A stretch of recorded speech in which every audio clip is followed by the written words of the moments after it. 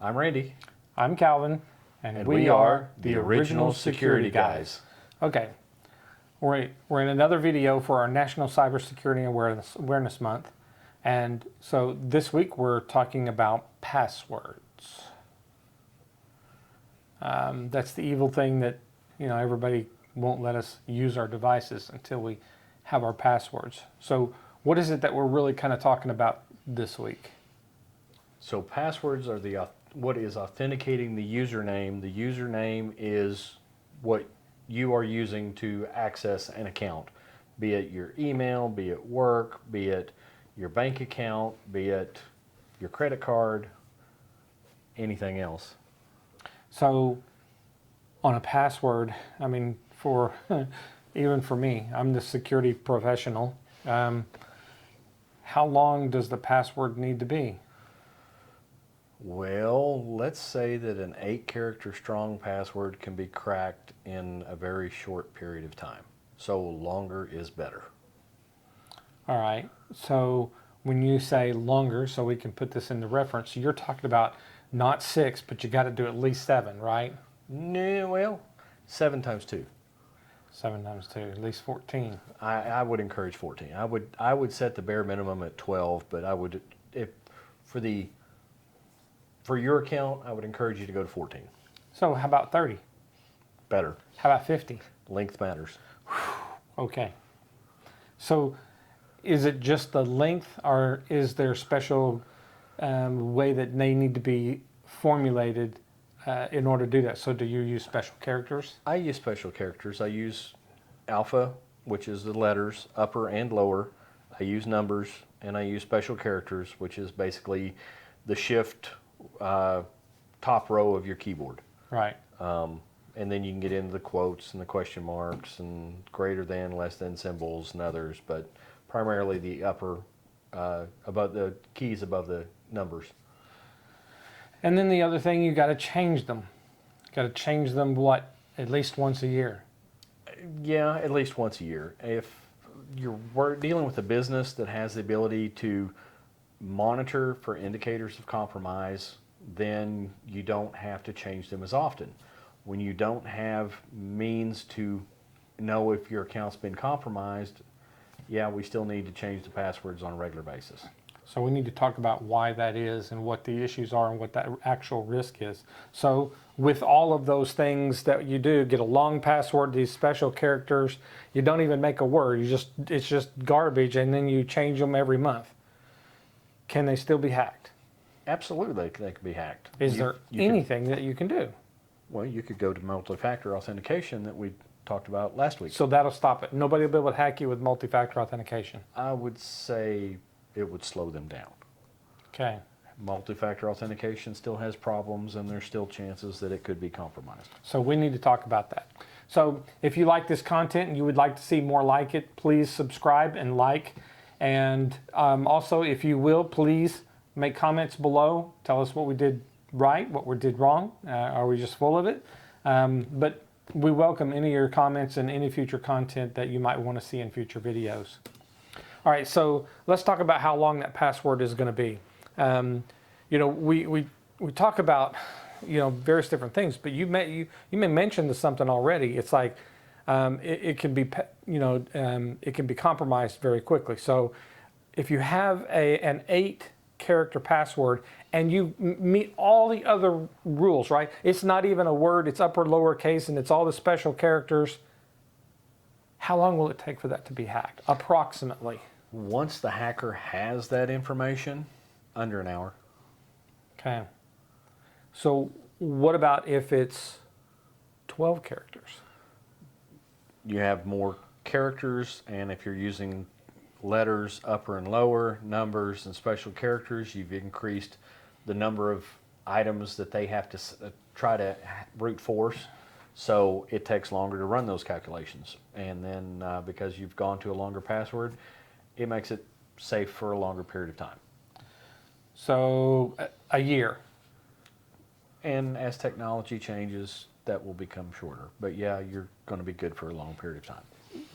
So, you're at risk, even no matter what, right? They can still get it. And of course, with the amount of computing power that's out there, they can cut that down still pretty tight. I mean, they can get into it sooner if they have, a lot of computing power, right? So there's special computers that are designed to do Well, nothing but that, right? I mean, and like you the still have- Bitcoin mining. And you still have rainbow tables, and you have other things that are out there. I mean, in a former life, we had rainbow tables, which is just pre-computed hashes of the passwords for 0 to 14 characters, but it was under a different hash or different way the password was authenticated, so it's obsolete now. But we had that.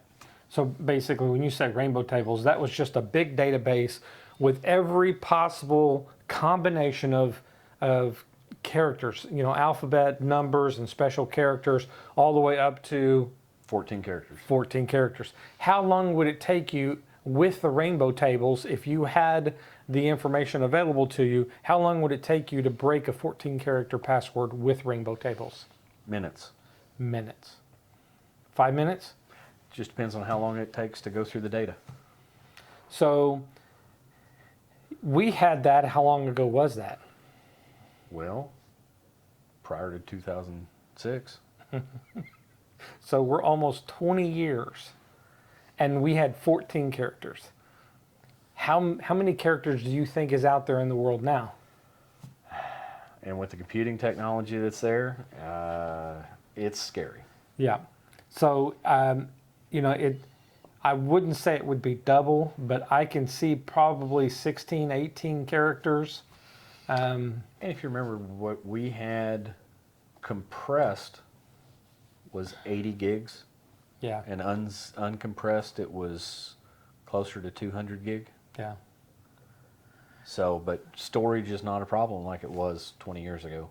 So what happens now is hackers that have that type of technology, and it's freely available. Anybody could do it. It just takes a long time to generate, and you have to be able to store that, and you have to have that capability. But hackers have nothing else to do, so they can do these things pretty easily. They sell that as a service, right? I They mean, do. if you got, And they also farm things out, and we calculated from 0 length all the way to 14 characters by ourselves. A group of hackers could get together, and you could do 8 characters and I could do 9 characters, and when you were done you could do 10 and I could do 11 or whatever, and we could get through it much faster. Yeah. There's also using Amazon Web Services. Yeah. You could use a GPU cluster to calculate that even more quickly than normal, Yeah. and do it during off hours, so it becomes very economical. Yeah. Yeah. And there's technology which has existed for quite a while too.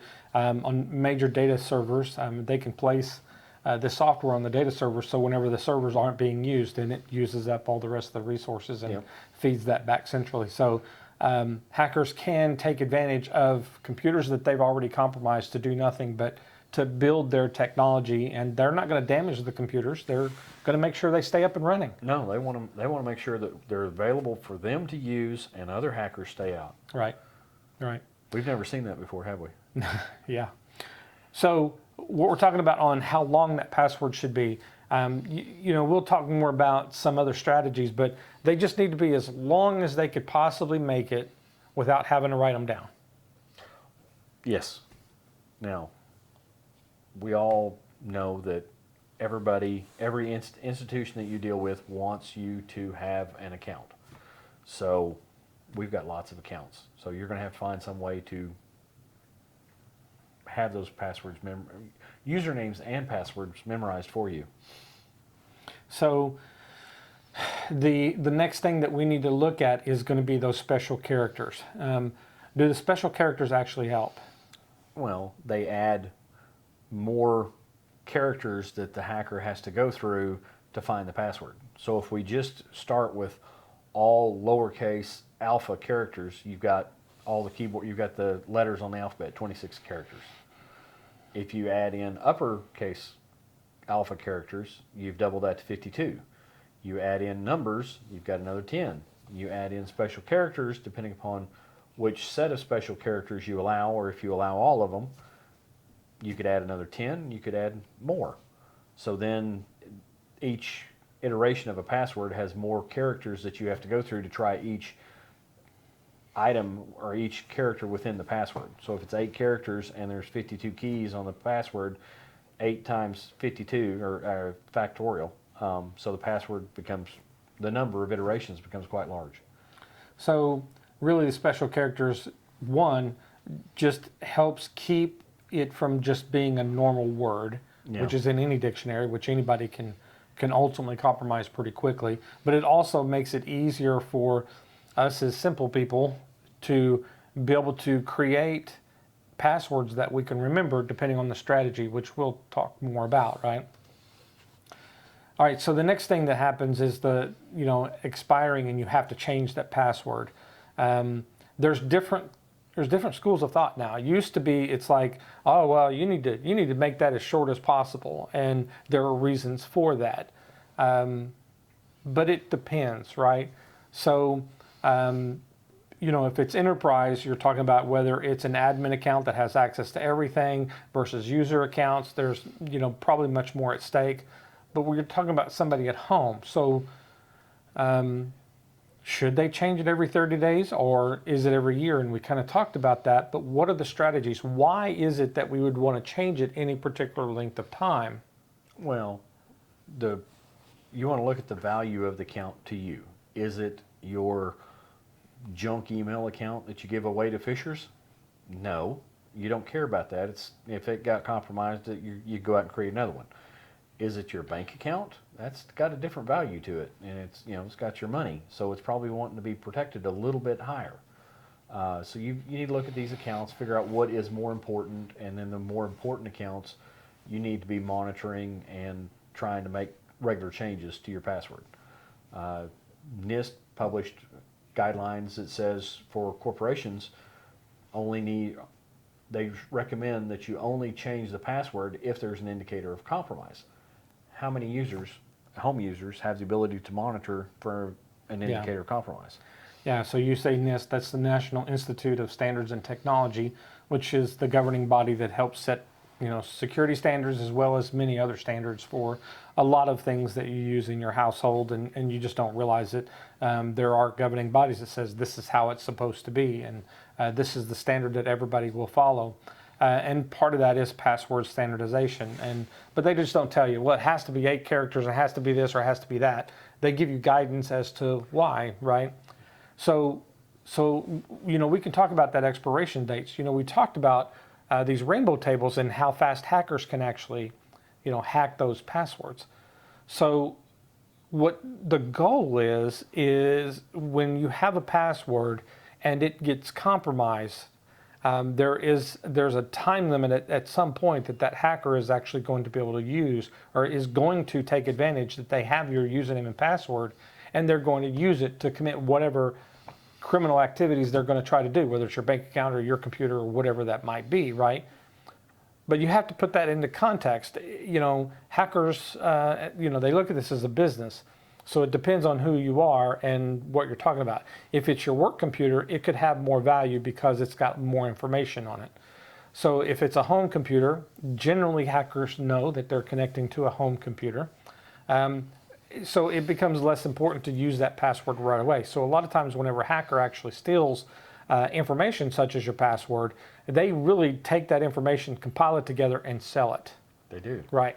And how long does it take to sell that, right? Well, and then you've got the whole fact of they have to compromise the server, gain access to the passwords, exfiltrate the hash value of the passwords, and then at some point in time begin to work on the hashes to convert those to the passwords to gain access. Yeah. So all of that process takes time. Yeah. And that's why you look for the indicator of compromise and want to change it on a regular basis, because if you don't have the ability to monitor for it, then if you just change it on a regular basis, then hopefully you're one step ahead of the hacker. Yeah. Now, we've worked plenty of incidents in our career together. We know that we have actually seen, well, how long does it take them to actually use that password? We've seen that within minutes of them compromising it. We've also seen where passwords have been out there for multiple years And never used. and never used it, right? So it depends on, if you're the target. If you have something of value, hacker's going to obviously take advantage of that. If it's your home computer, probably not.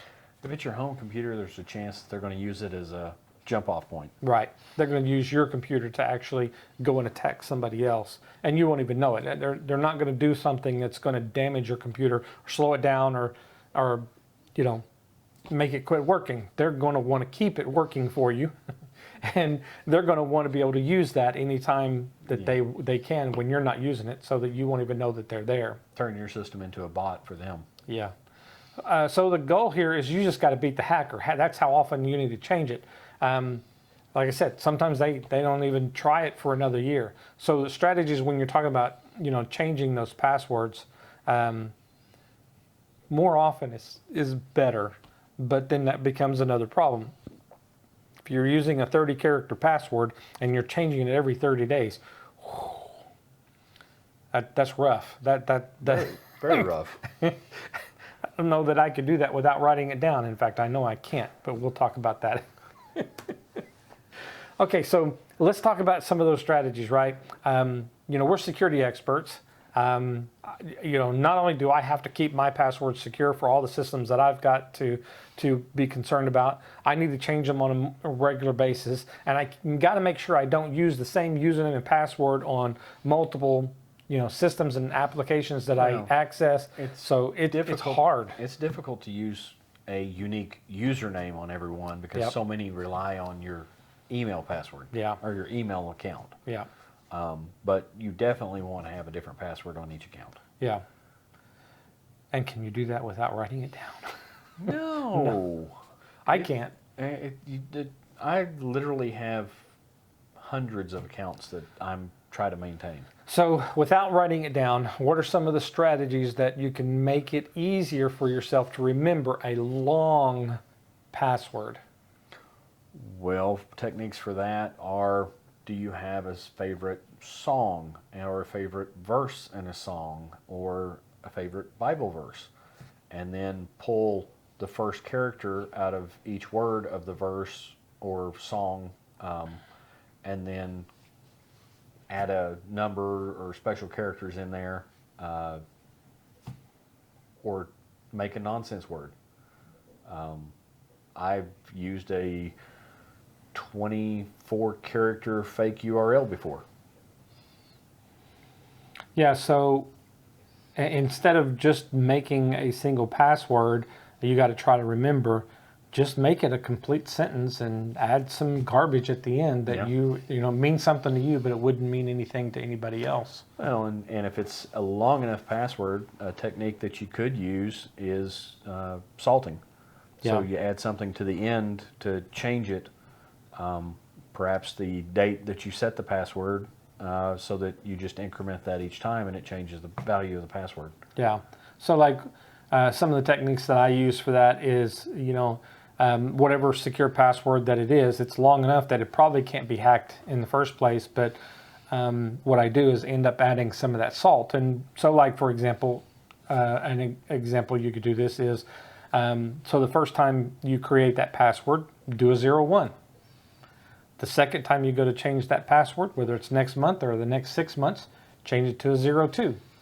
It's the same password that may be 30 characters, except for at the end, there's 2 characters, and it's just the next one. Now, if you use that too much on so many passwords, now wait, is this one 1 or 2 or 3? And so, when you have a bunch of passwords, and of course that's it. You and I, we've got hundreds of accounts and passwords that we've got to keep up with and change them and make sure they're unique and things like that. So for personal accounts, sometimes that works pretty good, but whenever you have a bunch and you have work accounts, it's not necessarily a good idea to do that, to just use the salt. But it is a good technique, especially for personal. Yeah. And when you get to hundreds of accounts, it's probably best to start looking at a password manager. Yeah. Yeah, for sure. The other thing we've talked about in another video is multi-factor authentication. That's where you have 2 methods, something you are, something you know, and something you have. And any 2 of those methods of authenticating is multi-factor authentication. So that helps with your password, right? So if you use that in conjunction with your password, if it's not as strong as what it really needs to be. So why would you not do that? If you're comfortable doing 30 characters and it's special characters, upper and lower case, and it's not even a word, and you're good at that, well, there are some systems, they'll only let you have 8 characters. You can't go over that. There's some special characters you can't use. There are some special characters you can't use. And there's some systems that you and I've discussed that you pointed out still use 5 characters. Yeah. Yeah, that's whenever you see systems that use PIN numbers. Yeah. And it's kind of frustrating, but at the same time, for users at home, 5 may be too long. So management, right? How do we manage our passwords, right? How is that easier? Well, you could say, well, we just write it down. Well, everybody tells you should never write them down. Well, if you got to, you got to. But one method that you can use without actually writing them down is just use a password manager. Yeah, and there's lots of password managers out there. Some are in the cloud, some are stored local. So multiple different ways of doing password managers, and they're all secure, and they all have problems. So, let's pick your poison. So password manager. Are you talking about whenever you go to log into an account and your computer pops up and it says, do you wish to save your password the next time you log in? That's an excellent way to do it if you want to be compromised. If you want to be compromised. Those are built into the browsers and they are not secure. They're better than they used to be, but notoriously no. Yeah. From a forensic standpoint, when we do forensics investigations, if I got access to the computer, I've got access to be able to see what all of those are. And that even comes down to the ones that are stored on your cell phones, whether it be Windows, Mac, or Linux type operating systems. There's technology available pretty easily to break into those. Yeah. So password managers are your friend. You can do a Google search for password managers. Do check them out. They're not that expensive. Some subscriptions are $100 a year, some less, some more. And you pretty much your entire family will get to use a password manager on that subscription. There are some that are free. Most of those that you would pay a subscription for are totally free if you're just going to use it for yourself personally. The family account, if you pay the subscription, it comes with some extra features that you can share passwords and stuff with family members, especially for the things that you would log into at home, such as a computer or maybe your television or some account that you would use with your computer. And another bonus to some of the password managers, some of them even allow multi-factor authentication. Yeah. There are some that will actually track your multi-factor authentication and help you out with that as well. So password managers is a great way to help you with having good, solid passwords, not having to write them down. In fact, the good password managers, they'll even create a good password for you, whatever criteria that you set. You don't even have to know what it is because, again, that application will install on your phone. It'll install on your computers, and it'll pretty much remember every time that you go to log into that same application across the devices. But you do have to pick a really good password for the password manager. Yeah, that's true. So there's only one password that you would use for the password manager. They do have multi-factor on a lot of the good ones. They'll have not only the password, but then you'll have to get some kind of way to get into that and take advantage of it. And it'll automatically keep all the passwords synchronized between all of your devices. Some of the free ones, depending on what you do, they may not. But again, just having it on any of your devices, you can keep them synchronized manually or just pay the subscription and it'll do it for you without any problems whatsoever. So with that, we thank you for having a conversation with us today, Okie style. And until next time, we are the Original Security Guys.